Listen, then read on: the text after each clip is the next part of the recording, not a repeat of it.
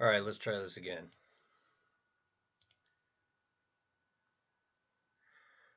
So, for those who weren't here, no one was here, so that's fine. So, welcome to the live stream. It's my first one. Giving it a shot instead. I figured start out live and then I can edit the video. Said, fuck it, it's a new year. Let's try something new. So, organized chaos came up in my recommended, and I checked out a couple videos. I was fairly surprised that it came up in my feed, but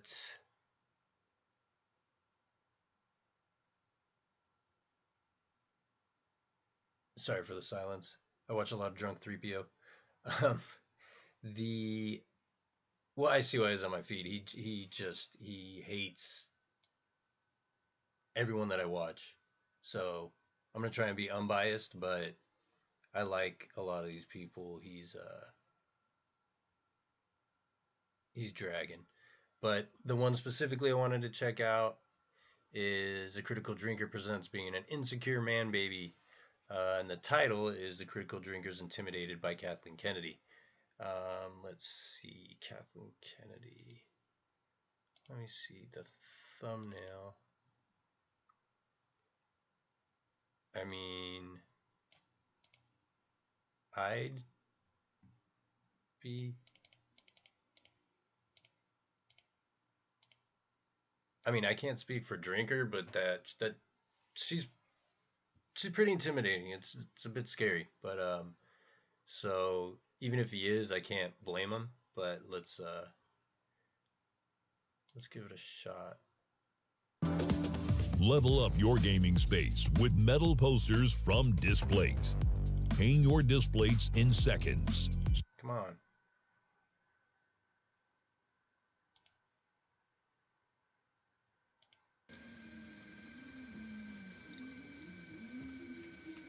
The human mind isn't really designed to think of characters and conflicts in infinite multiversal terms, and because there's no... The human mind isn't really designed to deal with characters in multiversal terms? The fuck, Critical Drinker? Are you some sort of neuroscientist? What? It's storytelling. It's all based on how they handle the storytelling. It's not about the limits of the human mind, bro. Okay, wait. So this is coming up, right? This is the shoot. Let me full screen it. So usually on the coming up, that's like a hook, right? You show like a I don't know, high part or a key part of the video that is going to get people to watch it. 1.9 thousand people did, so maybe this worked. But if this is the coming up, if this is the like, wait for this part, I don't get it. But this guy's also been doing this a lot longer and more successfully than I am. But again, I'm trying to be unbiased, but again, I do have to put it out there that I'm a fan of Drinker. So but let's keep going with this guy. Sorry if the audio's bad. Again, this is my first live stream. For some reason, this video seems to be very high pitched. The human mind, bro. Yeah, what's going on with that?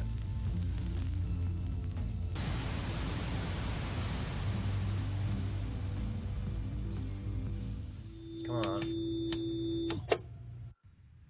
Oh, Critical Drinker covered the Variety article. Let's go ahead and close out with Critical Drinker covering. That could be fun. Well, it finally happened, dear viewer. The shill media finally grew a spine and turned... Okay, that's weird. Drinker sounds normal. Maybe it was his audio? I don't know. Well, let's get into it. Turned against their corporate overlords yesterday with an explosive new article from Variety titled simply Crisis at Marvel. And really, I think Crisis is probably... Not gonna read the rest of the title? Yeah, his audio's out of control. What is happening? Um, Like it actually all right. has a long title, and you just ignored that. I Wait, is that his voice? No, like you're like simply titled dude. I uh simply simply that's come on. He's playing a character, right? titled Crisis at Marvel, when the title is Crisis at Marvel, Jonathan Majors backup plans, the Marvels reshoots, reviving original Avengers, and more issues revealed. That is the title of the article. It's not. Okay, I mean if that's the case, then chaos is I guess he's correct. I mean, it's right there. It is the internet though, so could it have possibly been Crisis at Marvel when Drinker read it? And then they changed it? Maybe. Also, I think I'm not quite sure, but I think Drinker has an editor. I know he's highly successful, so I'm not sure he has time to edit his own videos. Actually, that wouldn't make a difference because the title's the title. But all right, I'll give it to this guy. Yeah, it's got a very long title. Though, what was the other? What was the Harley Quinn and the Birds of Prey and the Emancipation Proclamation of Harley Quinn and the Beelzebubs or something like that, which everyone just called them Birds of Prey. But yeah, let's just I'm getting way off topic. So obviously we're gonna get to why he's intimidated by Kathleen Kennedy here fairly quickly. I mean it's 26 minutes, 26 minutes 34 seconds. The title, he's gonna get to that. Not simply Crisis at Marvel. Just throwing it out there. Marvel. And really, I think crisis is probably the best word to describe their current situation. After a string of box office flops and underperformers, coupled with an end. Did you read the article at all? That they bring up like underperformers. They don't bring up flops. What's a flop? The closest thing they might get to a flop is maybe the Marvels, and we still have to see the numbers on that. All right, flop. Let me come over here.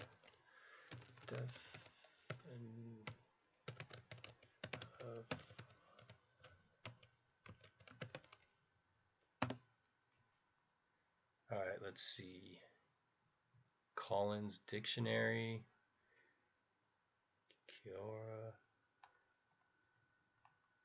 All right, I don't know how.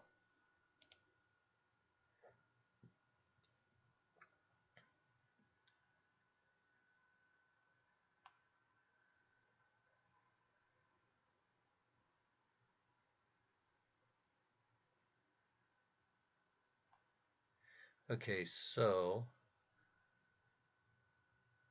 let's. Okay, so how do I bring. Okay. So I don't know if collinsdictionary.com is a reliable source, but let's see. Okay. If it was a financial success, that would be nice for them, but even if a film flopped, there would still be a tax benefit. Times, Sunday Times. Okay, wait, these are just sentences? Flop a sound. Film, flop. All right, I'm way off. Okay, hold on.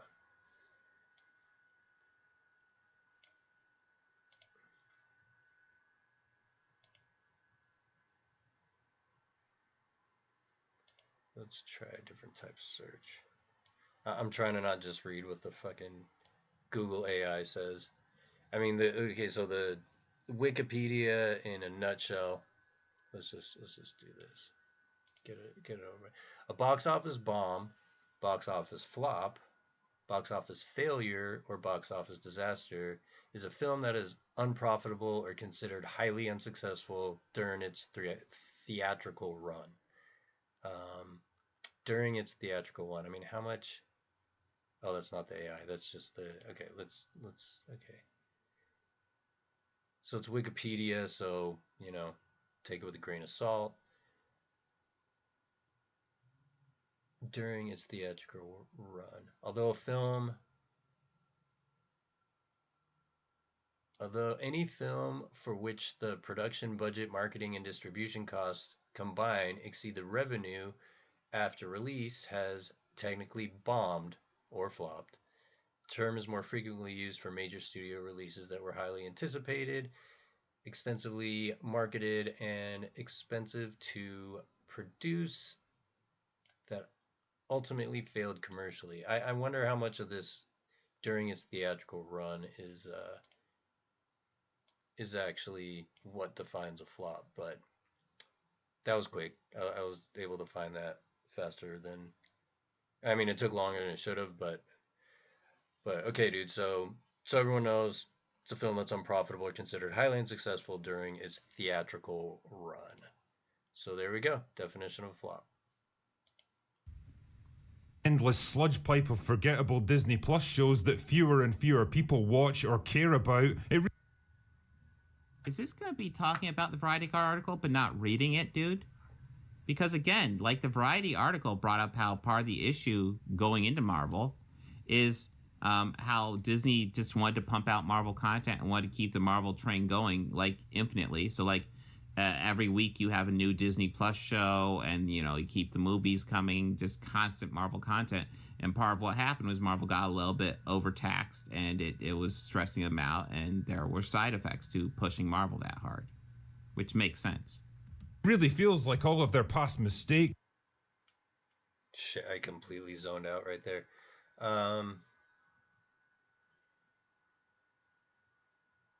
It probably wasn't important. When I make the video, I will. I don't know. If it was that forgettable, then maybe we won't make the video. Problems and flaws have reached critical mass in the past few months, and now there's just no hiding from it anymore. The article covers a lot of ground at great length, so I'm not going to read the whole thing here, but it does touch on all of the major issues facing the MCU right now with a shocking amount of honesty. There's no real attempt to sugarcoat it or sweep the problems under the rug anymore. This is a straight up laundry list of all of Kevin Feige's biggest headaches. And damn man, judging by the size of that head, he must have quite a few going on. Oh, how dare he be balding? Headache number. Really, dude, it was a joke. It was an obvious joke. Yeah. He put a there's tic-tac-toe on his giant forehead. You know, even if you're not balding, sometimes you can have a giant forehead. You know, sometimes you can have really high-pitched, nasally, annoying voice. Okay. I'm again not trying to be biased. It's just I've been watching this guy for a few days now, and it's getting to me. He is sexy though, so he's got that going for him. Number 1 is Kang, specifically the actor playing him. As the article itself says, the most pressing issue to be discussed at the retreat was what to do about Jonathan Majors, the actor that's been poised to carry the next phase of the Marvel Cinematic Universe, but instead is headed to a high-profile trial in New York later this month on domestic violence charges. The actor insists that he's the victim, but the damage to his reputation and the chance he could lose the case has forced Marvel to reconsider its plans to center the next phase of its interlocking slate of sequels, spin-offs, and series around Major's villainous character, Kang the Conqueror. The thing the author doesn't seem to understand, though, is that it honestly doesn't matter what happens to Jonathan Majors. Whether he's found guilty or innocent isn't going to change the fact that Kang is a fundamentally shit villain, both in concept and execution, and In concept, I'll give you this. He's a little wonky in concept, but we haven't really seen. We've kind of seen variants of him. We haven't really seen like a solidified Kang yet. In execution, I think Jonathan Majors is doing great, but like you know, they could always I mean, there's lots of great black actors that can get to replace him. Let's be honest. Marvel completely. Absolutely, Hedgehog. There's. Okay, wait. So there's plenty of black actors that they can. So I did see him. Him have a very Very interesting video with Eric July. Um, but it has to be. Is that being a little racist? That has to be a black actor. Um, I mean, I personally would recast with that, but did you? I don't know. He was very he was. I'm not political, so I'm not trying to get there. He was getting political there with when he was doing the interview with Eric, but um, he I don't know. Is he a? Are there pick me guys? Pick me for that whole like we hate everything that other people call woke like side. Is that his crowd? Is that his like the fuck is it called? It's like his shtick. I'm guessing. I just I've yet to see a video of his when he's happy, um, but I'm sure there are. It's just the ones I've seen or listened to or watched on double speed. Um, yeah, he seems somewhat unhappy, which is funny because all these people he's shitting on are at least good at.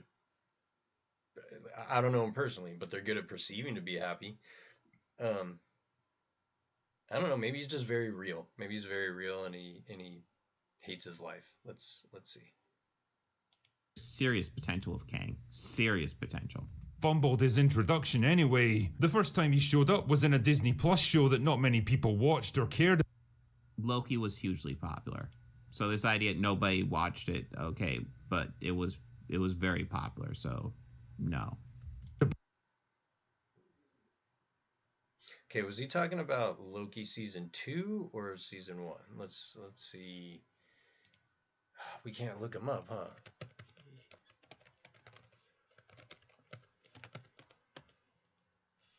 Okay, Loki season 1 viewership. Let's see.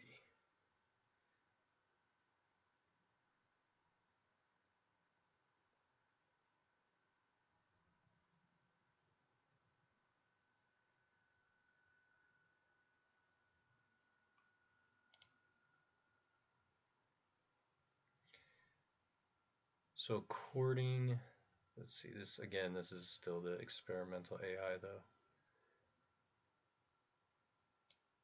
Oh fuck it, let's go with it. No one's watching anyway. Alright. According to Nielsen, the first season of Loki received 446 million minutes of viewing time in 2021. This includes viewing time for all 6 episodes. According to Deadline, every episode of season 2 received over 11 million views during the premiere weeks. The season 2 finale received 11.2 million views in its first 3 days. So you might be talking about season 2. Let's do some quick math. Let me see. 446 million. Sorry, right. Divided by 60 equals so 7,433,333 hours. All right. I mean, I don't have anything any basis for comparison, but that seems to be okay. Yeah, it seems to have been viewed a lot and or popular. Personally, I liked it till I think the last 2 or 3 episodes. I was not expecting Kang to be so animated, and I don't know. I personally don't know Kang from comic books. I know him more from the like Avengers. I think Avengers Assemble and Earth's Mightiest Heroes. All those I think he played. He had some episodes about him, and he was an okay he's an okay character. I think he's a little OP, but I mean so is Thanos. So, um, but yeah, let's get past my rambling. But okay, he might be right. Loki season 1 was seems like it was watched a lot. I give him that. about. He was killed off after a single episode, and Yeah, and that I would actually say is one of the issues with the Kangs we've seen so far. They just pop up and die, so there isn't really a Kang character we can sink our teeth into because they've all been different. then he got his ass kicked by Ant-Man of all people in his first movie. The fact that there's an infinite number of him out there in the multiverse removes any sense of stakes or investment in the guy, because ultimately, every variant of him is just another disposable stooge that can be replaced at a moment's notice. The human mind isn't Depends how they execute it. Depends how they execute it. really designed to think of characters and conflicts in infinite multiversal terms, and because there's no The human mind isn't really designed to deal with characters in multiversal terms. All right, I gotta look this. I said I'm not fact checking. I'm not even necessarily meaning to fact check. Some of this is just very interesting. So let's see. How do you even fucking look that up? The human mind.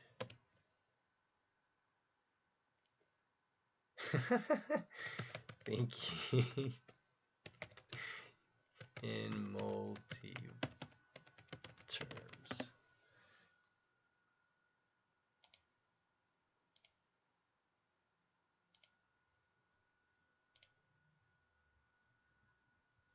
Let's see.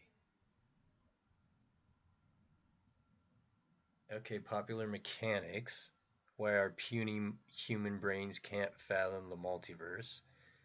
Multiverse me, should I care about my other selves? Multiverse of minds. Okay, let's go to popular mechanics as the first one. Oh, and there's Neil deGrasse Tyson, so it's obviously correct. Oh wait. Was I? Okay, let's see. Why our puny human brains can't fathom the multiverse. These things fall completely outside our sensory experience, Neil deGrasse Tyson tells us. Okay, so who's involved? In the fourth installment of Pop Meh explains Pop Meh explains the universe with Neil deGrasse Tyson, the atmospheric and science. Let's get that video. Communicator discusses how the idea of the multiverse could be explained with things we already know about. Could future scientists eventually prove the most far out ideas scientists have today? All right, so I'm not going to read the whole article, which, Chaos doesn't like that, but if the title is why are why our puny human brains can't fathom the multiverse, there you go.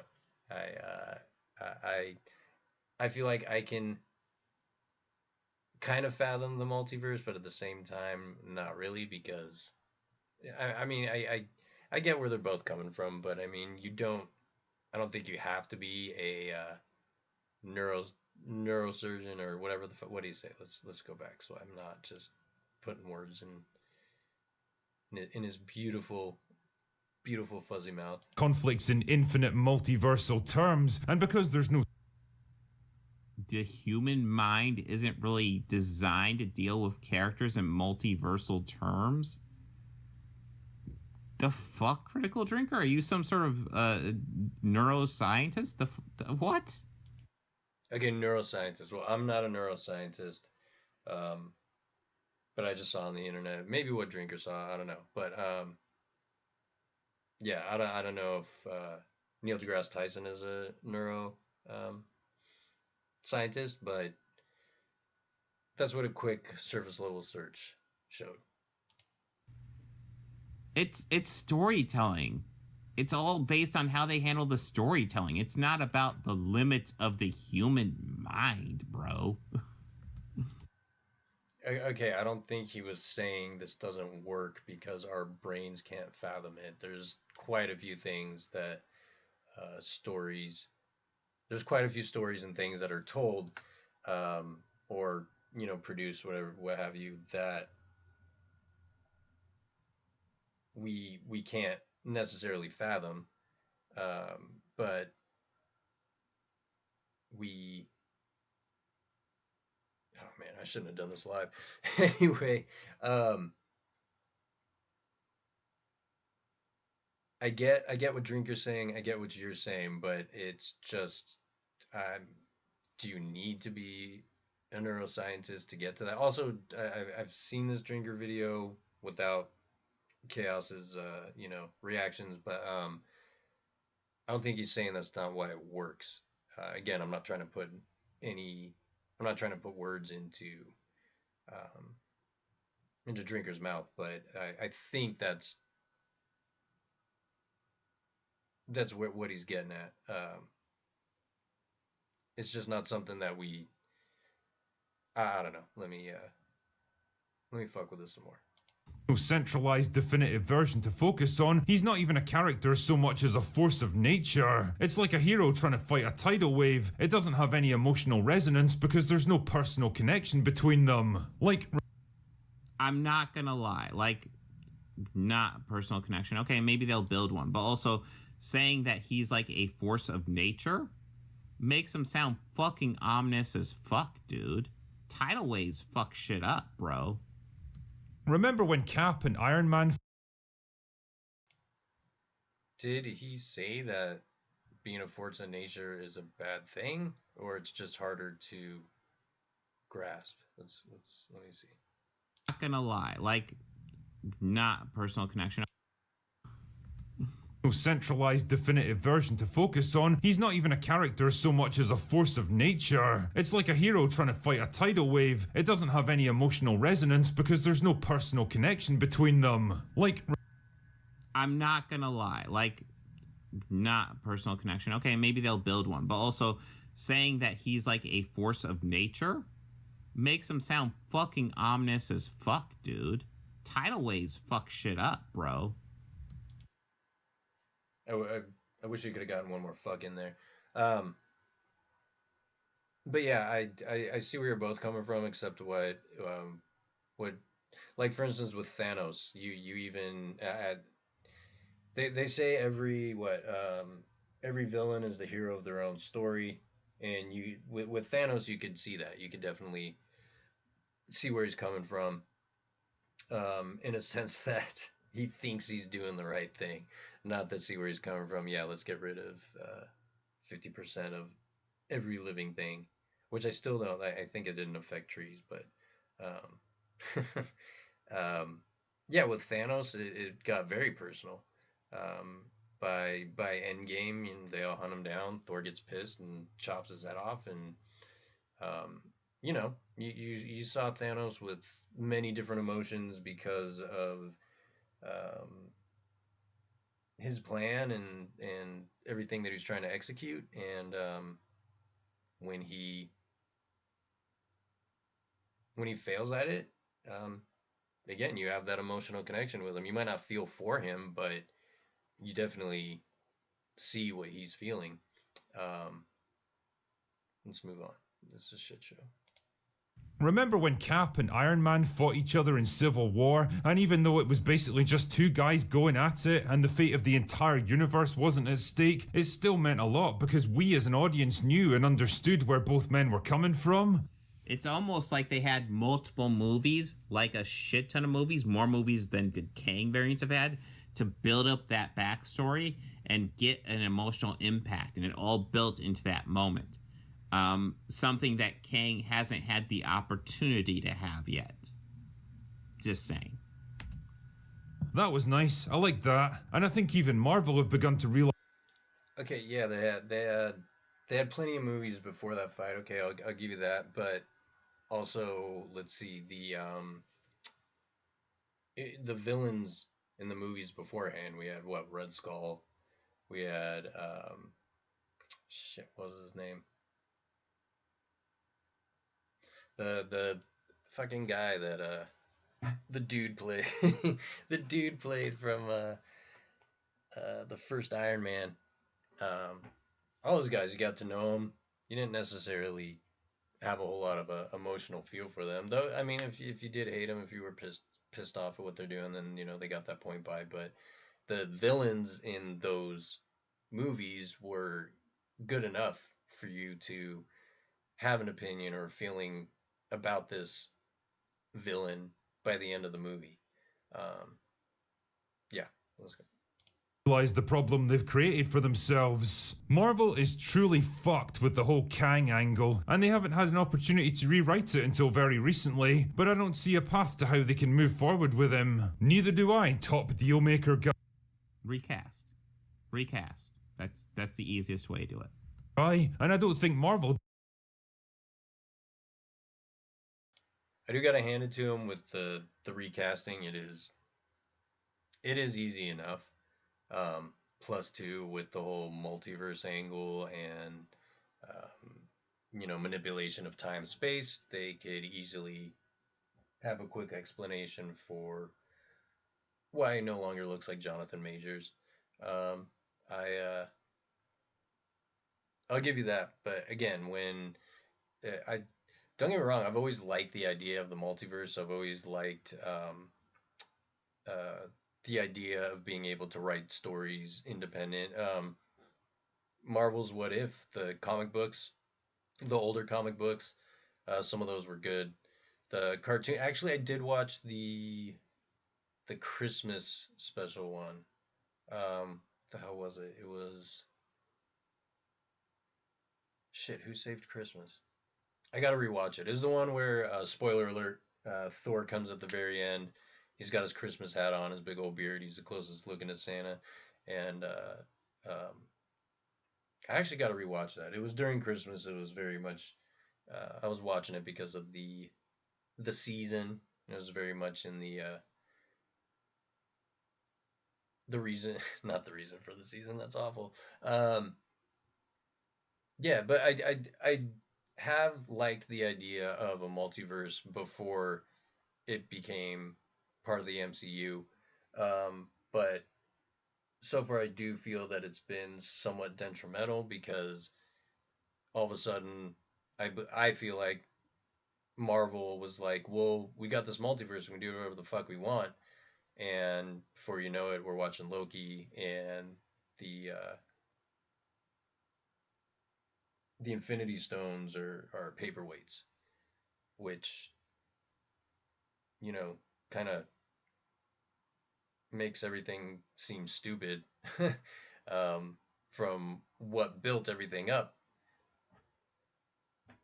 which which was all the movies that built up to Endgame that was very successful. Um, the original Captain Marvel even did well because it was sandwiched between these other movies, and it seemed like um, everyone thought it was necessary viewing so you don't miss the story and this and that. So Marvel did have a time where they could kind of make anything and sneak some stuff in and be like, here you go, watch this, and we'd watch it, and maybe it was shit, maybe it wasn't, but it would make money because people would go watch it because we it was required viewing to get the whole picture for the all the movies leading up to Infinity War and Endgame. Um, Sorry, I'm a tangent lover, so I don't know if that even has anything to do with what this guy just said. But let's move along. It's not very late, but it's past my bedtime. do either. It's the same thing I've brought multiple times. It's the same thing the Forbes article brought up. You can recast the dude. It's a perfect example of raising the stakes. I'm not trying to nitpick, but did he say brought up? What brop? Brought? Let me see. Recast. That's the easiest way to do it. Aye, and I don't think Marvel do either. It's the same thing I've brought multiple times. It's the same thing the Forbes article brought up. You can recast. Brop. Maybe it's brop. Maybe it's an accent, or maybe that's a really cool way to say brought up. Maybe I'll start saying that. You were the one that bropped it. No. Brought it. Brop. No. Okay, let's move on. The dude. It's a perfect example of raising the stakes until they've become so ludicrously, unfathomably high that they basically leave their own audience behind. Then there's the Marvels. I mean, shit, Have you seen it?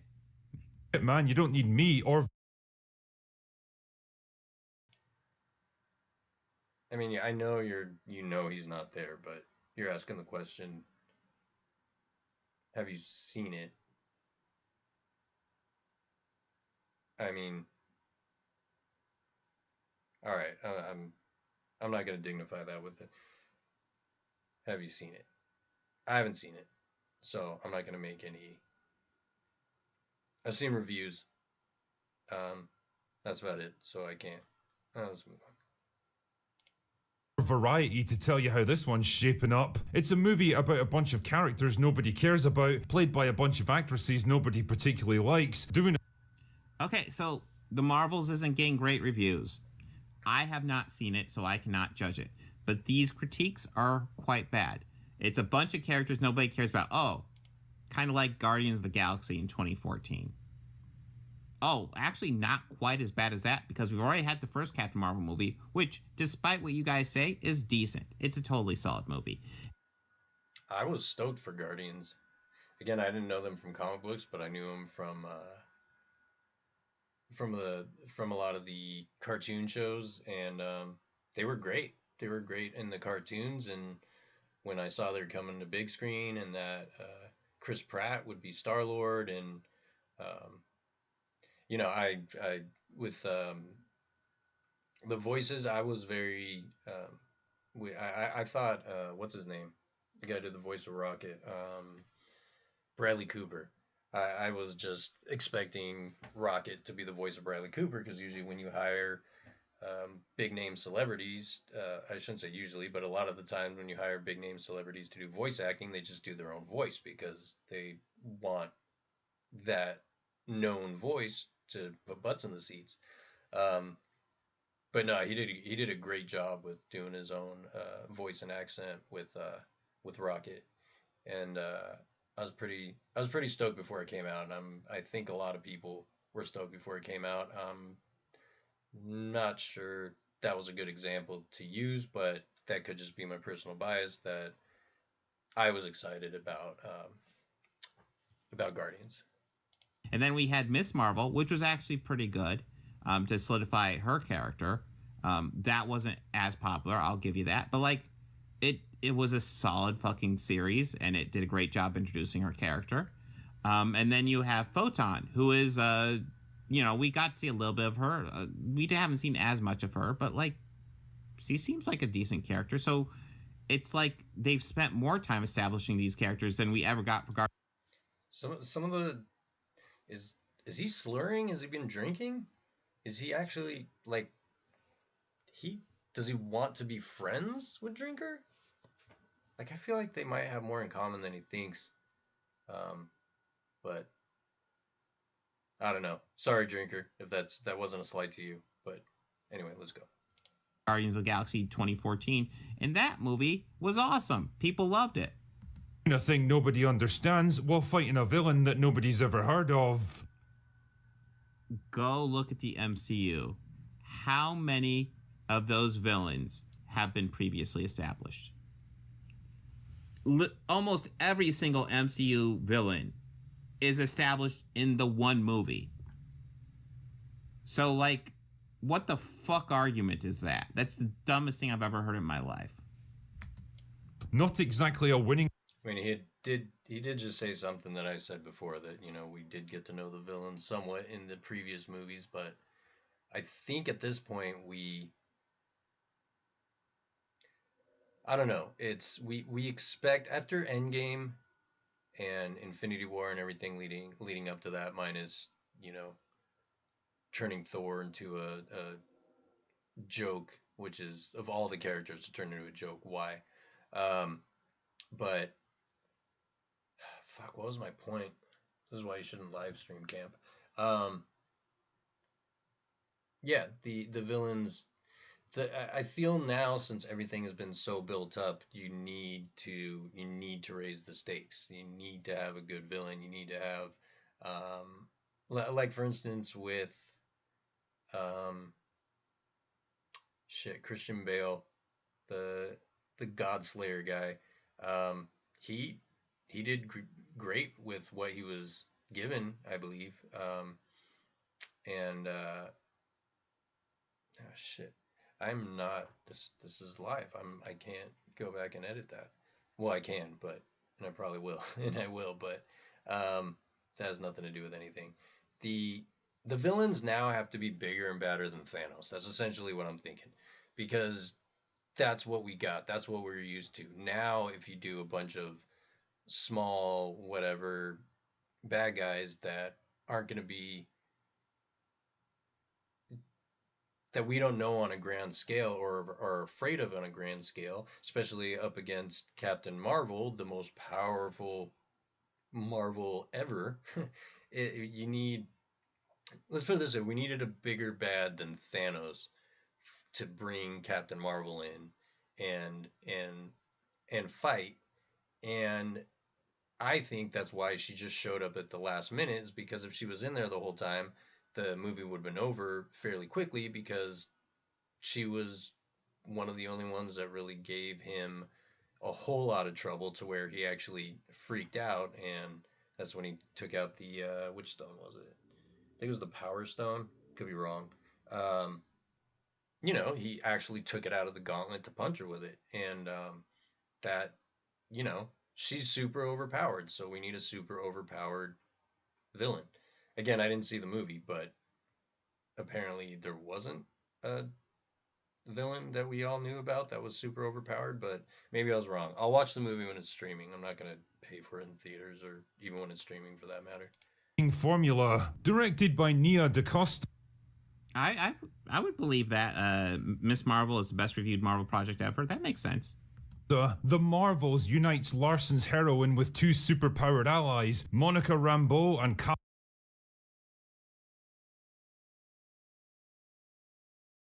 Sorry, I was muted. Miss Marvel wasn't that bad, in the sense that I went into it with not a whole lot of hope, or um, I was just like, we'll watch a fun show. Um, that's just going to be another Marvel show, which I'm not, can't think of any that I was like super stoked on. But yeah, it was all right. It was silly. Um, the actress was good. I think she played her part well. She did the best with what was given to her. But yeah, I'll agree with. I think that's agreeing with both Drinker and Chaos that yeah, it probably was the best television show of the two that were intertwined into the Marvels. Kamala Khan. But instead of seamlessly building on the success of Captain Marvel, this movie resulted in 4 weeks of reshoots to bring coherence to it. That's the thing I brought up when I read over that Variety article as well. Videos on. Dude, it's another thing which I'm doing right now too, but it's like Drinker doesn't finish his thought and then he cuts in, and I get it, like that you want to get your thought out, but it's messing with me, man. I'm trying to do a reaction video to your reaction video, and it's fucking my whole thought process up when you don't let Drinker finish his fucking sentence. On the channel if you want to see that. But the reshoots are just common. So I don't see a big deal for reshoots. Okay, I get it. Reshoots are common, but when they're thrown together, when there's a ton of reshoots, holy shit. When there's a ton of reshoots done because they didn't know what the fuck they were doing with everything they filmed before, or because the reaction to the people, viewing it and critiquing it was really bad, that's a little bit different than reshooting because, oh, the lighting wasn't great and we can't do it in post, or I don't know, these parts here and there, my thought process is all over the place, plus I'm tired and a little high. Tangled storyline. Then eyebrows were raised again when DaCosta began working on another film while the Marvels was still in post-production. And again, we brought up, so technically, yes, she did leave, but like the movie got pushed back over and over and over again, and she was pushing back her commitments to the other movie, and finally she just said, I'm gonna go work on the other movie. I can't push it back anymore. The filmmaker moved to London earlier this year to begin prepping for her Tessa Thompson drama, Hedda. Sounds like a fucking blast. If you're directing a $250 million movie, it's kind of weird for the director to leave with a few months to go. Yep, he's drinking. You see that he's drinking something. Could be water, but you know, I don't know his biology. I don't know the way that I don't know the way the human mind works or the human body. So, for him, water could be getting him drunk, and that's why he slurs his words together. Go. Even the most committed Marvel shills seem to be mysteriously silent on this one. Nia DaCosta, who literally. I love how he said even the shills are being silenced of this one, and he does a moment of silence before it. I don't know if that was intentional, but that was funny, Chaos. I'll give you that. Literally commented on this. Okay. It's like they know what's coming. His audio's got to be off. I'm just saying, his audio's got to be off. And this is rough in 1080p. It's a fray! Another problem of their own making is content oversaturation. Just, I'm going way off topic, but Starship Troopers, fucking phenomenal. And the corresponding decline in quality. It really began to bite during the pandemic when they started churning out shows onto Disney Plus and never really let up. The constant pace of development on so many different projects at the same time spread their talent and resources too thin, and well, the result was obvious. Almost everything looks and feels rushed, unfinished, and shit now because basically it is. I wouldn't say almost everything. I would actually say I think most of it looks decent. Now, it did bring up the issue wasn't so much that the final product looks bad, but that lots of times when they would put stuff in premieres, it would be undone there. And that's where it would really show. The so-called bad VFX we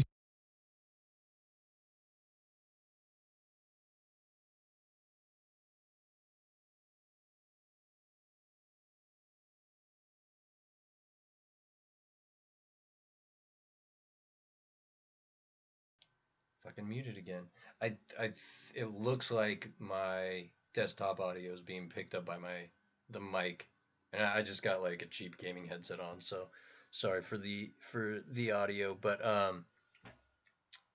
so I'm trying to mute the mic when I play the video, so I was talking there for a second, but it was very silent. I'm gonna have to step back because I forgot what he said. Lots of times when they would put stuff in premiere. Oh, that's what I was saying. Okay, so I don't know Chaos well, but if I just want to say, if he's slurring because he has mental disorder or something, I want to take that back. If he's slurring because he's drunk, that's cool. But if there's something going on with his brain, I'm not gonna make fun of that. That's fucked up. But you know, I mean, even if he's drinking, I'm not making fun of that. There's nothing wrong with drinking, obviously. It would be undone there. And that's where it would really show. The so-called bad VFX we see was because of half-baked scripts. That's not Victoria, that's Kevin. And even above Kevin, those issues should be addressed in pre-production. The timeline's not allowing the Marvel executives to sit with the material. The Marvel machine was pumping out a lot of content. Did it get to the point where there was just too much and they were burning out people?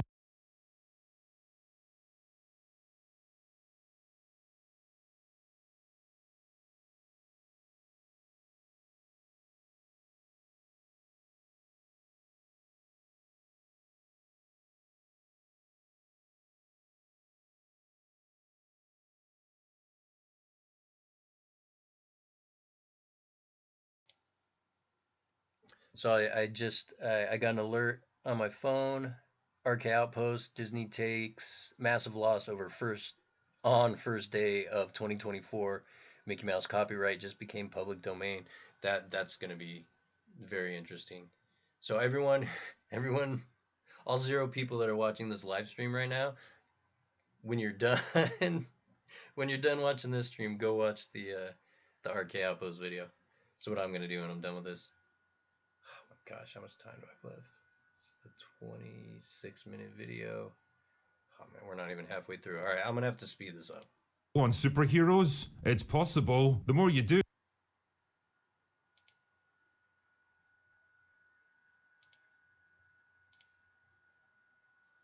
Okay, we're switching to 1.5 speed because I don't have the mental capacity for this. When I do edit this and make the video, I might slow it back down, but let's see how it sounds at 1.5.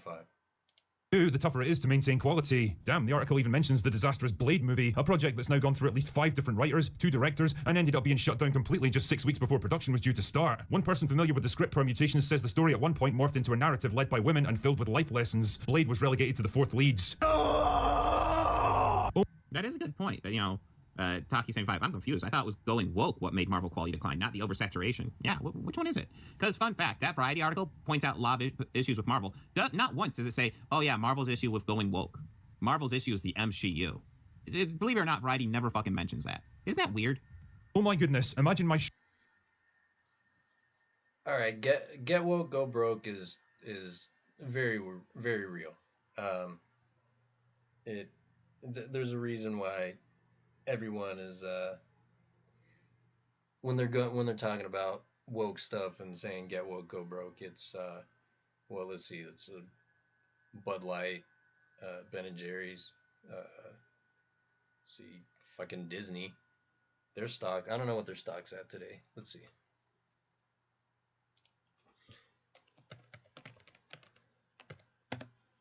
Disney stock is at 90.29, down 12% today. I guess I should show this.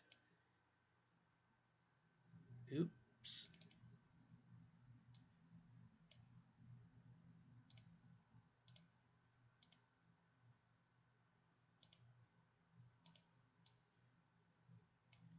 Okay, so down 11 cents, 12%.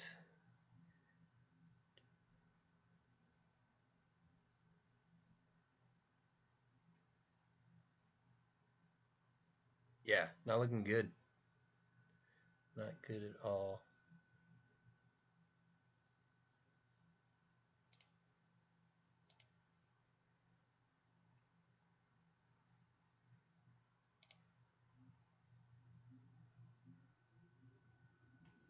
But yeah, he probably threw that in there because getting woke goes broke. Yeah, it seems like the loudest people that get pissed off about different stuff, be it comedy or movies or representation. Again, I'm not trying to get fucking political, but get woke, go broke is a real thing. It's happening. Maybe if I make maybe when I edit the video, I'll throw in a bunch of examples of it. But yeah, maybe the article didn't say that, but I'm not sure that this entire video is just going over the article anyway. I mean, this entire video is supposed to be about Drinker being intimidated by Kathleen Kennedy, and we haven't got there yet. So let's again, I get she intimidates me. If she broke into my house, I probably would just run away screaming. I wouldn't even go for a weapon or anything. I would just run and hope this doesn't get burned into my brain, kind of like it is right now. But yeah, I just hope I just hope she never ends up under my bed.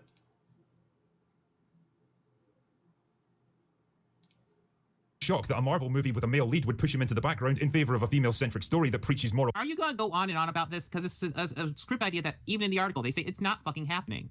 My God, you guys are stuck on something that will never fucking happen, ever. It's ridiculous. Lessons to the audience. Put a chick in it, make her gay. I believe I asked you to put a chick in it and make her gay. Put a chick in it and make it fucking gay as fuck.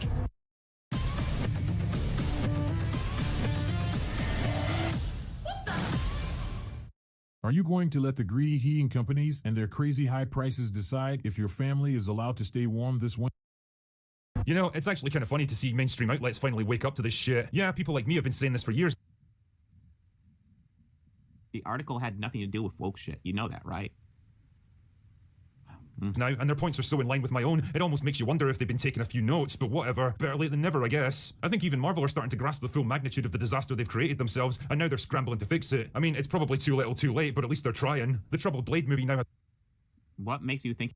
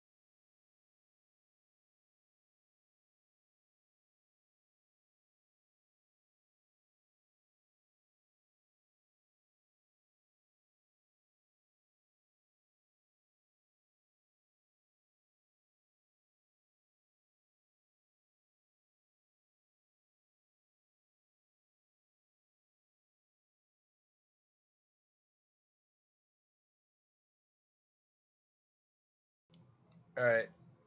It says I'm still alive. I lost the window apparently.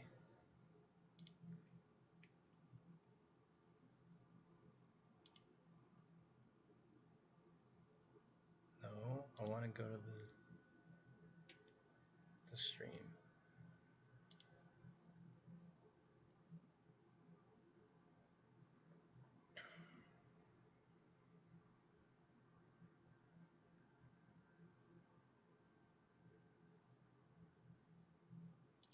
All right, whatever.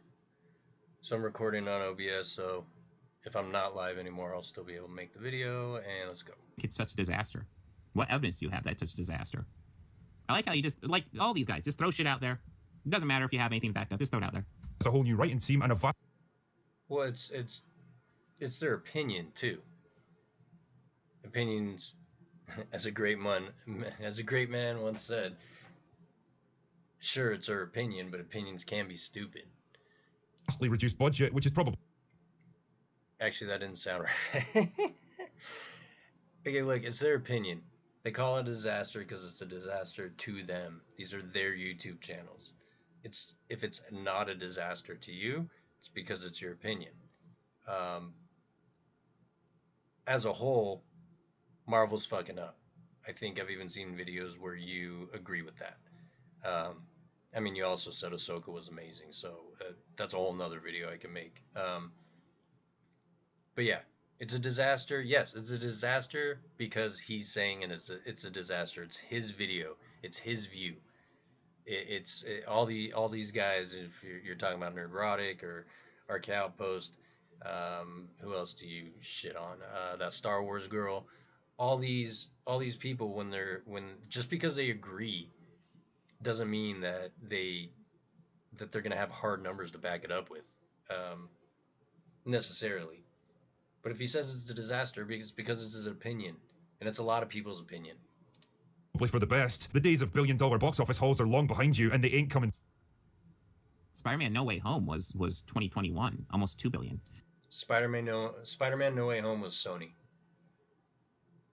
Doctor Strange and the Multiverse of Madness almost did $1 billion. Almost $1 billion. Guardians of the Galaxy Volume 3 did $800 million, a franchise that, like, I don't think has ever hit $1 billion. Guardians is arguably, I don't say one of the best. Guardians is arguably one of the part of the MCU that I think they should have stuck with. Though, you know, they took Adam Warlock and I don't know what they were thinking with Adam Warlock. I'm pretty sure in the comics he put on the Infinity Gauntlet and used it no problem without getting hurt or anything. But yeah, I like Guardians. I don't care if it didn't make $1 billion or anything. I guess I'm not gonna fuck it. Now I am gonna fact check it. Okay, let's see.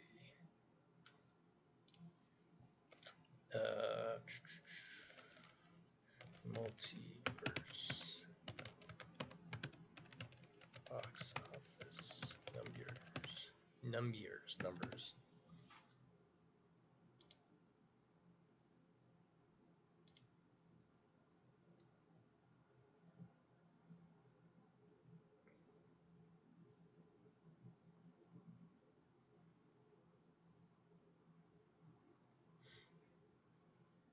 All right, this is Google's AI. So it says 411.3 million in the United States and Canada, and 544.4 million in other territories, for a worldwide total of 955.8 million. It's made for the fourth highest grossing film of 2022. All right, yeah, it did almost make $1 billion. Let's see. Multiverse of Madness production cost. 294.5. So that's obviously a profit. 94.5, double that. About 589. It is 589. So after marketing, 589, and then they do 5.8. So profited 366.8 million approximately. All right.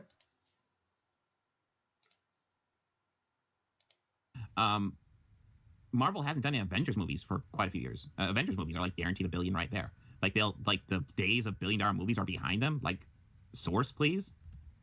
Back. Daredevil was scrapped halfway through filming because it was so shit that even. Dude, that was good news. Like, they followed the WGA guidelines, the new contract, and now they scrapped Daredevil. They have a writer's room, and they're working on a new project. And with Echo being TVMA, it seems like Daredevil will probably follow suit and be TVMA as well, which is fantastic fucking news. I'm pumped for Daredevil. I think it'll be great. Marvel weren't prepared to release it, and this is coming from the company. I hope Daredevil's good. I'm one of the very few people that did not like season 1 of Daredevil. I know that's not a popular view, but not a popular view, not a popular consensus. I guess view is the same shit. Yeah, I just could not get into Daredevil season 1. I would give it another. I could give it another try. I should give it another try because the new one's coming out, but it's season 2. Was there season 3? I liked season 2. I got into season 2. I believe I restarted season 1, and what I originally didn't like about it is what is necessary, which is the character buildup. I was kind of hoping for established Daredevil, and I think that's why I didn't like season 1. But yeah, I'm gonna have to rewatch it. But I personally just don't see Disney making a fucking gritty Daredevil show. TVMA for Disney is like TV PG for everywhere else. Not to mention too, they have other stuff that should be rated TVMA that they put as G, but that's a whole nother ball of wax. Company that thought She-Hulk was good enough for public consumption. Oh, yeah, because She-Hulk, a comedy series, had a scene where she danced with Megan Thee Stallion in a mid-credit scene that is 100% skippable. Because they did this in a comedy series, The whole show is 100% skippable. So I don't know what kind of point that is. This is one that I was looking forward to. I didn't have too high hopes for it, but it was when I found out it was going to be a comedy, I thought it was going to be a little bit more Family Guy-ish in the sense where they would like for instance, okay, here's another not very popular that this one might get me some shit if more than, two people watch this, but um I did laugh when Daredevil did the Walk of Shame, but it wasn't for the reason that I believe the showrunners of She-Hulk wanted it to be. It would have been if this show would have been done right. Get past the CGI, get past um, the how everyone was all the was it Jamila. She was uh, just how they were acting on social media and everything that already put a bad taste in everyone's mouth. It get listen, but fuck, I'm saying bad things about it when I'm trying to say something good about it. Um, the if the show would have been more like Family Guy, where they're saying, okay, it's gonna be comedy and everything, in which case we would be like, why would oh, we got a viewer? Okay. I don't know if you're in here, chat, but appreciate it. Sorry for the shitty quality. Um, if it would have been done somewhat like Family Guy, that's kind of why that part made me laugh. For a second, I felt like we were watching a comedy that was funny on purpose. And so when he did the Walk of Shame, I laughed at it. I thought it was funny. There's no reason for him to be. One, men don't do the Walk of Shame. Two, the why would he get back in costume to walk out and take his boots off? So it I thought it was funny because I forgot that they were trying to actually make that part of the show, and it was more like an aside, like a little quick, again, a quick family, like that time that, like, like the time that, some like that time when, I don't do a good impression. Like that time when Daredevil left She-Hulk's house and did the Walk of Shame or something silly like that. Like, again, I did get a good laugh out of it, but it wasn't necessarily, I think, for the reasons that She-Hulk wanted it to be funny. proves this series is bad. Right? No, the series proves that the series is bad.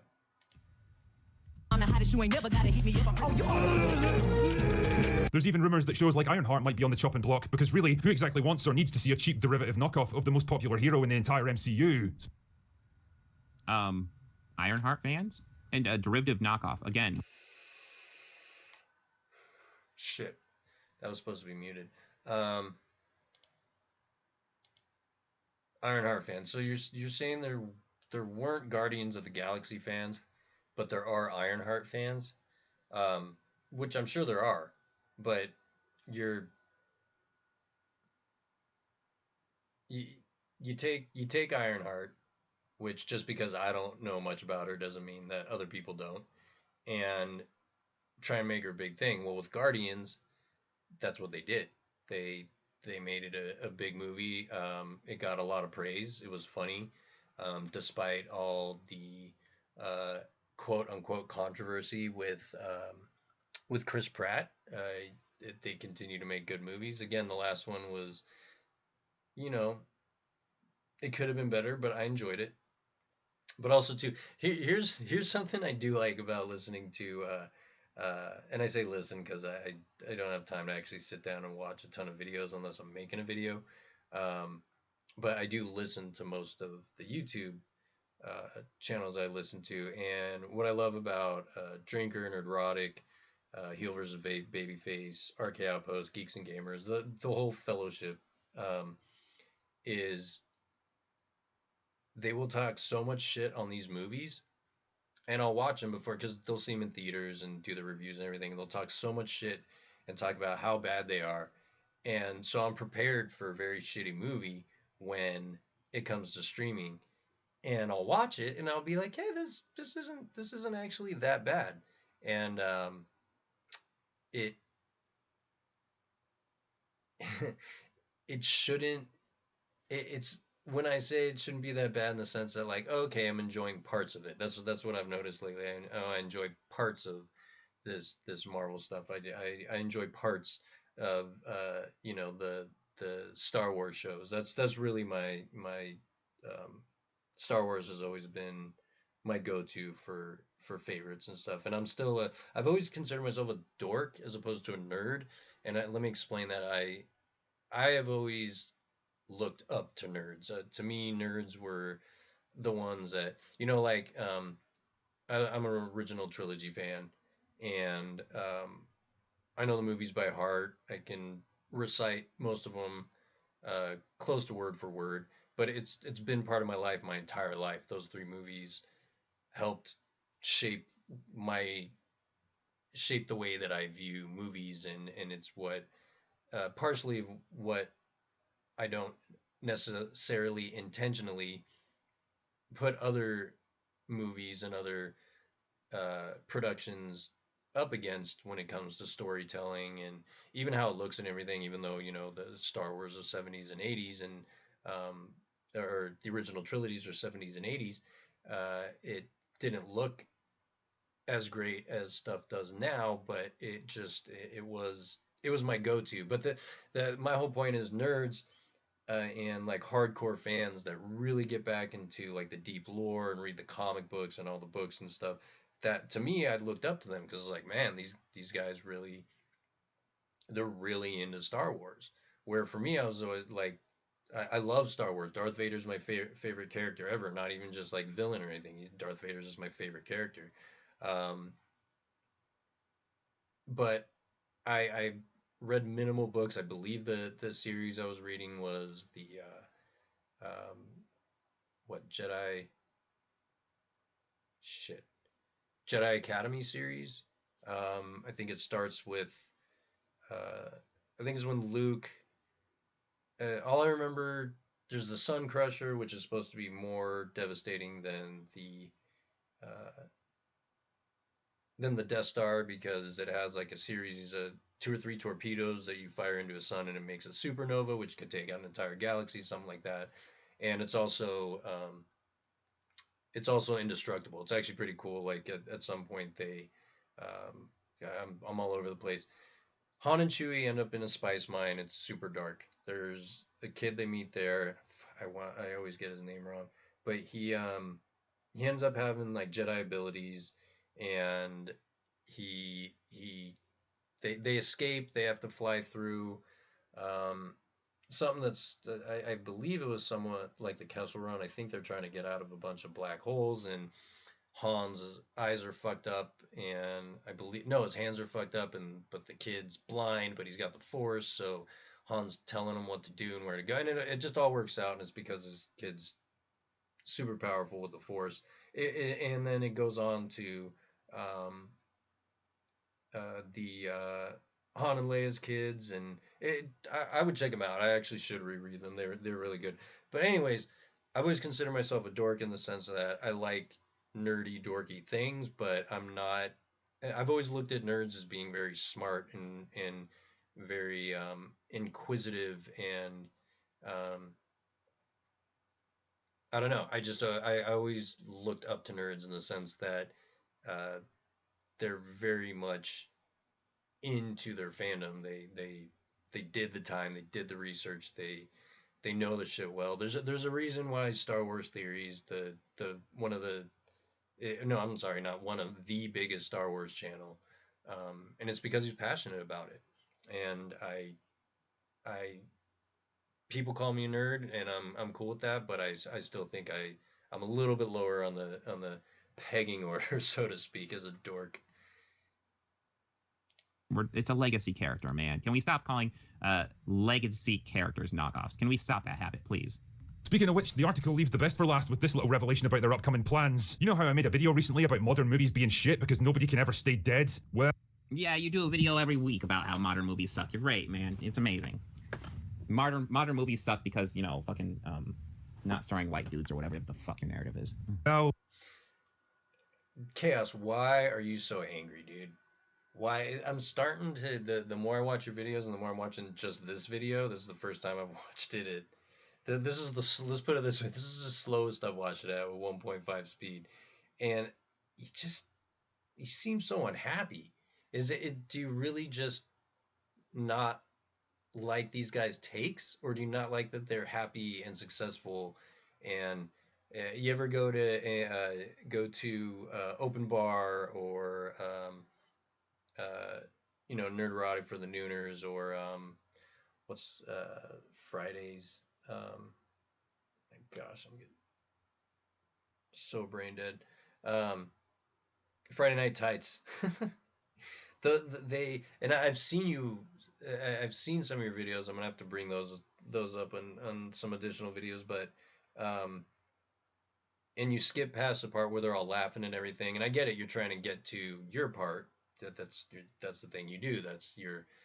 It's not your grift. I know you call other people's grifters and everything, but you get to your part where you want to talk about stuff. You don't want to watch them laugh. You don't want to watch them have fun, which typically deeply people that aren't happy don't like to see other people be happy. Misery loves company. That's a thing. Unless you're like Robin Williams, which is the whole other side of the spectrum, where it's like you're very, very unhappy, so you want to make other people happy. Um, but yeah, man, at this point, it's like the longer into the video, kind of like myself, I'm getting sick and tired of listening to you talk. You are seeming to be getting sick and tired of Drinker talking, and now it seems personal. So yeah, that's my thought on this last comment. And you adjust your audio. There's no way your voice sounds like that. I mean, it is 1.5 speed now, so it's a little bit higher pitch, but yeah. sources say there's been talks to bring back the original gang for an Avengers movie. This would include reviving Robert Downey Jr.'s Iron Man and Scarlett Johansson's Black Widow, both of whom were killed off in Endgame. Fuck. You know, Muller and I have actually joked about this exact thing on Open Bar multiple times, and both of us agreed that the moment they decided to bring back the original Avengers, that was the sign that the MCU was officially fucked. It's the final desperate move of a studio that's completely out of creative. Well, you are aware they aren't doing that, and I already talked about this. So if they just decide to do like a multiversal thing where we get to see the OG Avengers, cool. If they Wait, so are they doing it or not? actually bring back the Endgame Avengers that died back to life, I'm against that. But just like a fun Easter egg to have like see the OG Avengers again, maybe even just do a time travel and we can see the original versions again doing something. That's fine. Just don't bring them back from the dead. That's the biggest thing I'm asking. Don't do that. All right, I agree. I agree. I agree on that. It would be kind of cool to see him real quick. But with Disney and Marvel's history, if they continue to just put out more and more shit, they might just go back to the drawing board and do, geriatric Avengers, and yeah. And they'd still make all the men get in amazing shape and have at least one scene with their shirt off. And fuck it, I'm gonna say it. We didn't get to see any of the hotties in any of the movies with their shirt off. So, wait, did we? Did we see Scarlett Johansson in a bra? I might be thinking of a different movie. But yeah, and that's another thing too. You're talking about, Tony Stark objectified. That's not this video, but it was objectifying Black Widow when it's like, have you? Let me do this again. I'm not super deep lore into comic books, but let's look up Black Widow comic, and let's go to the images.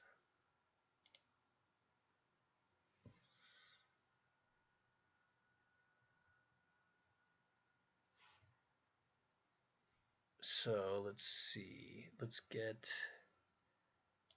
this. And let's see the older stuff. Let's see, what was she wearing in the older stuff? Oh, can I even do this? Oh shit.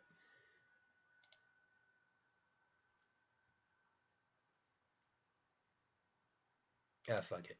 Okay, so look, here's Black Widow. You know, older art and everything, but okay, she's in a skin tight. She's in a skin tight suit, skin tight jumper. Um, just rocking the cleavage and everything. All right, let's see. I don't know if this is an actual comic, but okay, there she is. She's wearing skin tight stuff. She's a femme fatale, you know, which usually are done by usually attractive women. All right, there's another one. Um, yeah, so objectifying beautiful comic book women has kind of been, yeah, that's not a comic cover. It's kind of been how it goes. Remember the original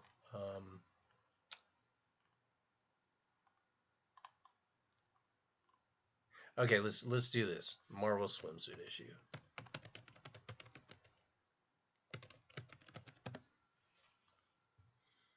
Images. Hey, look at that. She-Hulk was hot.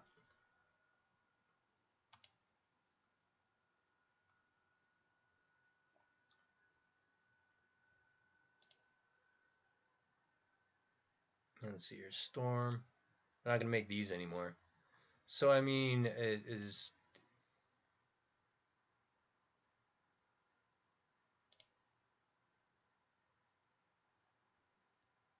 There you go. That's when She-Hulk liked being She-Hulk. Look, there we go. There we go. There's two.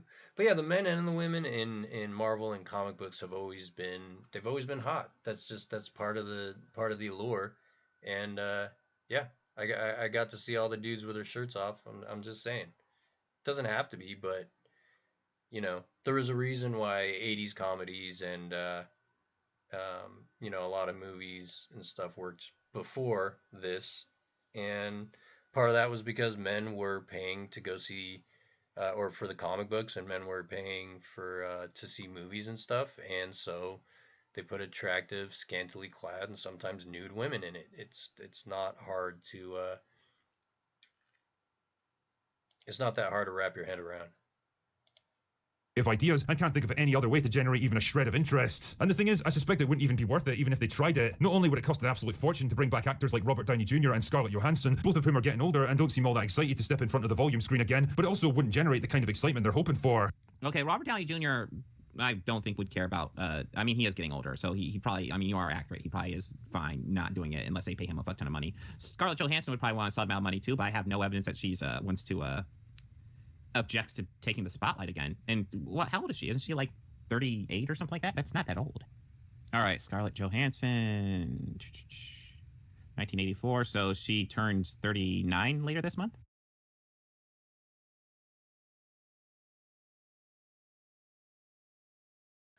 What age is old then? How old is this guy? Let's see. Chaos. Wait, is that doxing? Saying how old someone is doxing? Nah, they talk about Taylor Lorenz being like 300 years old all the time. So let's see. Organized chodes. Oh, chaos. Okay. Organized chaos. YouTube. Page. Let's see.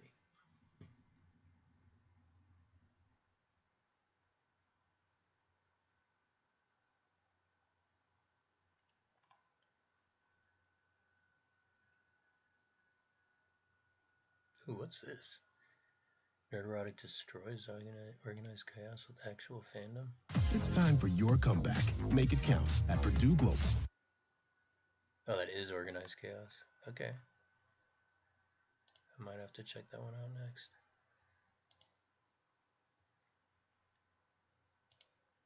That's not old, dude. That's not fucking old. Hi, Frank George here. This is the EMS. Yeah, there's still a few Marvel stands out there that. But how, I mean, is he like a very rough, like 30 or a younger looking like 60? I can't tell.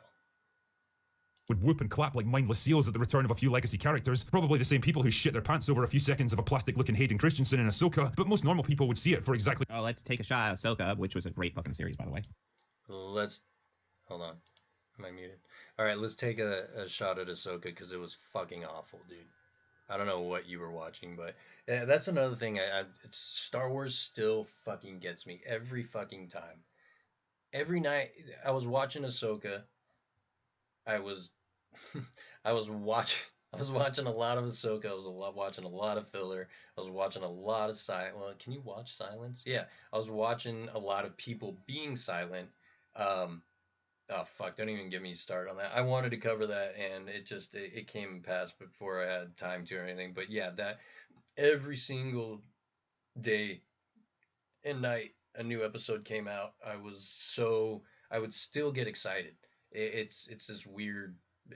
I don't know. Like I knew it was gonna suck, but I watch it and I'm just hoping and praying, and it was so awful.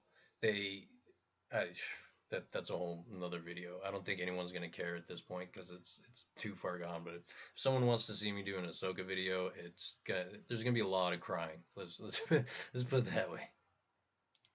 What it is, a desperate gimmick, a final Hail Mary to try to shake people out of their apathy towards this franchise. And apathy is the key word here. Apathy is the final stage of franchise death. There was a time when even I was invested enough in the MCU that I actually cared about how it was being mismanaged. I got pissed off at seeing my favourite characters get slowly tarnished or replaced by inferior copies, but now Sure. Because your arguments are so great. I can't even summon up any kind of emotion about it, and I suspect a lot of other people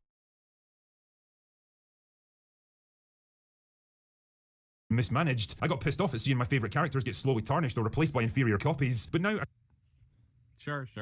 Because your arguments are so great. I can't even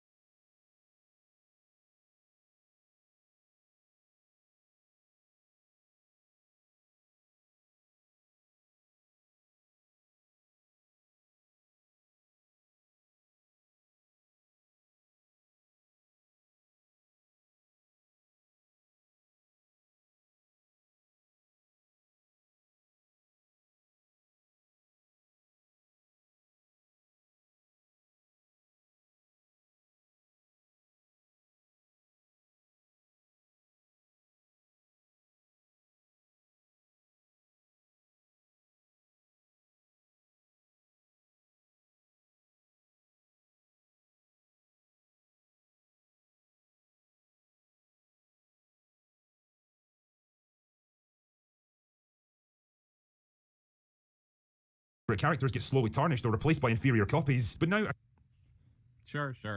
Because your arguments are so great. I can't even summon up any kind of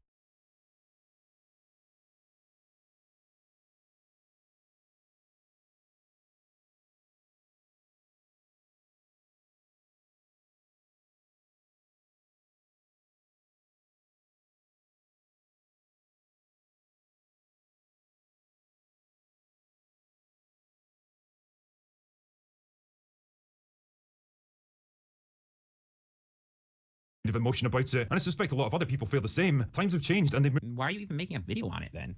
moved on to other things now. What used to be a cultural event that had everyone talking and speculating, I suspect a lot of other people feel the same. Times have changed and they've Why are you even inferior copies, but now Sure. Because your arguments are so great. I can't even summon up any kind of emotion about it, and I suspect a lot of other people feel the same. Times have changed and they've Why are you even making a video on it then? moved on to other things now. What used to be a cultural event that had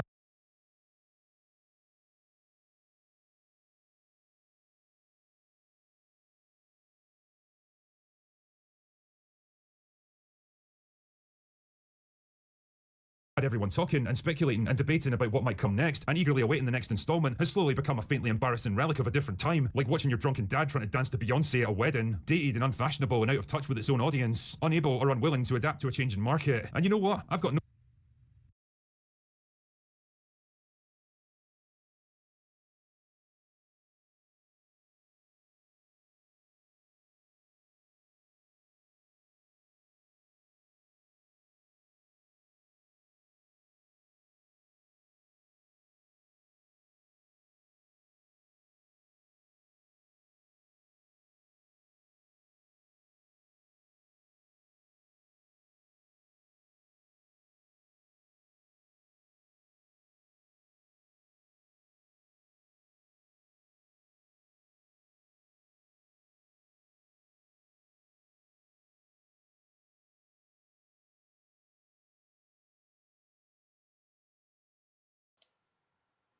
Oh shit.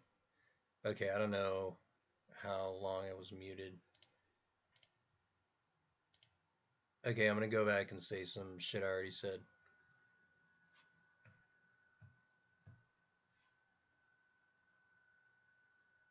a final Hail Mary to try to shake people out of their apathy towards this franchise. And apathy is the key word here. Apathy is the final stage of franchise death. There was a time when even I was invested enough in the MCU that I actually cared about how it was being mismanaged. I got pissed off at seeing my favourite characters get slowly tarnished or replaced by inferior copies. But now Sure.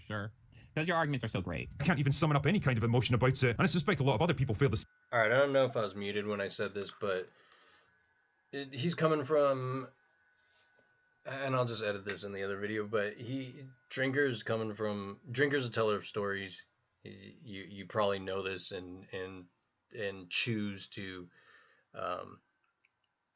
not acknowledge it, but he is a published author.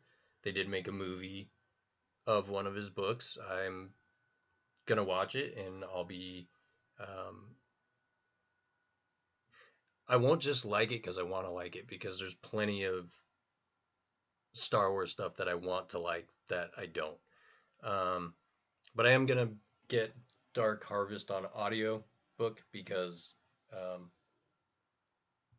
don't read. I don't read well. It's hard for me to sit down and actually read a book. But if I can just listen to it with one of my earbuds in and go about my day, I'll actually be able to absorb and actually yeah, I read at like a third grade level, so that's my but yeah, anyways, gonna get Dark Harvest. But I noticed I think he's like 8 or 9 different books, but I'll eventually get to all of them. But yeah, dude, he knows what he's talking about, and I'm not saying you don't. I don't know your background, but you just seem pissed. Again, this video is supposed to be about Drinker being intimidated by Kathleen Kennedy. Let's get to it. same. Times have changed and they've Why are you even making a video on it then? moved on to other things now. That's another thing I said while I was muted. He's making a video about it because he's a fucking YouTuber, dude. Again, I'm not trying to put words in his mouth. I don't know him personally, but why do you make videos? Why does any YouTuber make videos? To get their stuff out there. The ones that are monetized do it for money. You're monetized. I'm sorry. Okay. I'm not saying they just do it for money, but when you make YouTube your career, and you know this, when you make YouTube your career, you have to continue to make videos or go find another fucking job because you're not going to make any money. A YouTuber asking another YouTuber why they're making a video about something, to me, that's you know the answer to that. Now, what used to be a cultural event that had everyone talking and speculating and debating about what might come next and eagerly awaiting the next installment has slowly become a faintly embarrassing relic of a different time, like watching your drunken dad trying to dance to Beyonce at a wedding, dated and unfashionable and out of touch with its own audience, unable or unwilling to adapt to a changing. That was another thing. I think I've seen my dad dance to Beyonce at a wedding, and it was fucking phenomenal. But I do know what you're getting at, and that was actually pretty funny. It brought me back to the time where I watched my dad dance to Beyonce, and it was to put a ring on it or something. I'm not a huge Beyonce fan. I can respect that she's talented, but yeah, it was great. If he lets me, maybe I can post a video of him dancing at the wedding. But I do see where you're going with that, though. You don't think of dads being good at dancing to Beyonce, but you know. Market. And you know what? I've got no. What? Like, I thought your argument is that the MCU is changing too much and that you don't like change, and now you're saying it's not changing enough for the market? I mean, fun fact, Drinker, the fact is the MCU is changing for the market, and that's what you don't like about it. Just saying. I think he's talking about the, what is it, vocal minority? That market? The vocal minority that they talk on Twitter and everything. They don't talk with their wallets. The reason why a lot of this is not working because get woke, go broke. Like you're, yeah, okay. No sympathy for them because they pretty much brought this on themselves. They had the world at their feet back in 2019, and if they'd just taken a moment to catch their breath and plan their next move properly, they probably could have had another 10 years of successful movies. They still have successful movies. Come on, man. You're acting like everything's a fucking bomb, and it's not. Spider-Man No Way Home was almost $2 billion. Again, Sony.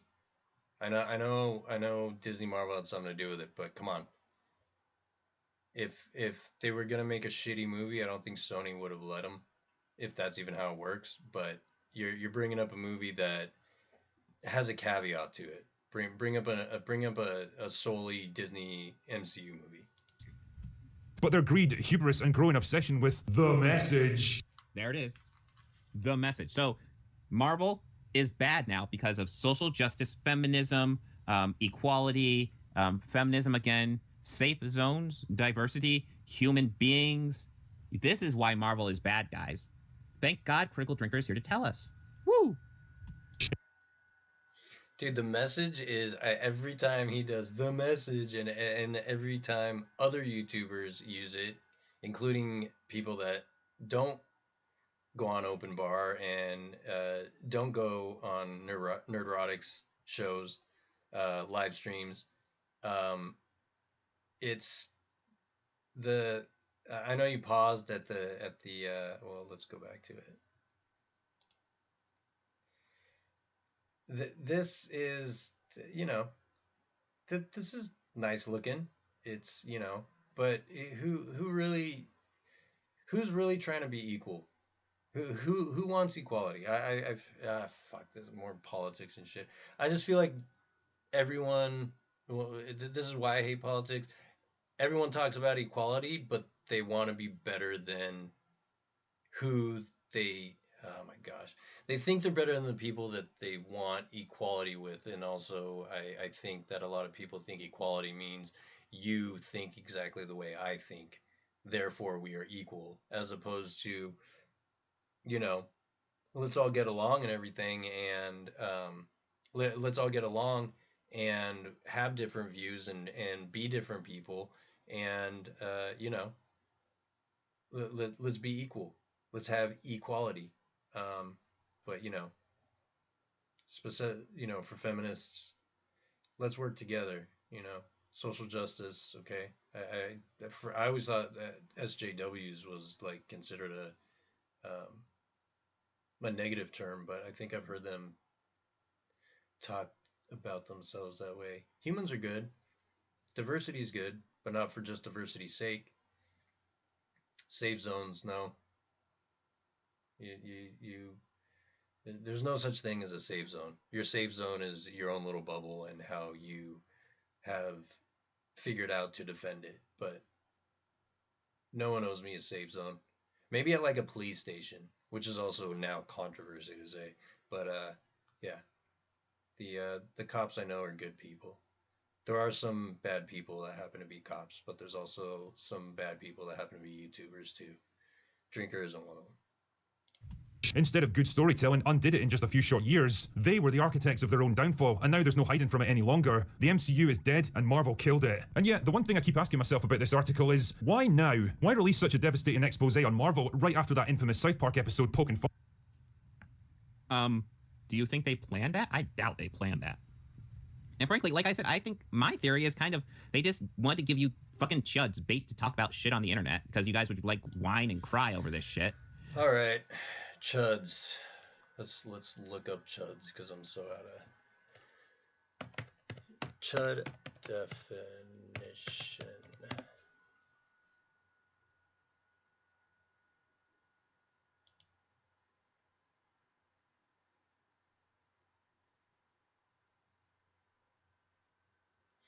Okay, so there's disgusting and gross. The movie Chud, cannibalistic humanoid underground dwellers. Cannibalistic, okay, humanoid underground dwellers. Okay, let's see if there's any other. It's also a derogatory term used in the US internet slang to describe someone who is physically unappealing. He's calling drinker. Someone who's physically unappealing, socially abnormal, or unpleasant to be around. Okay, wait, let me try something real quick.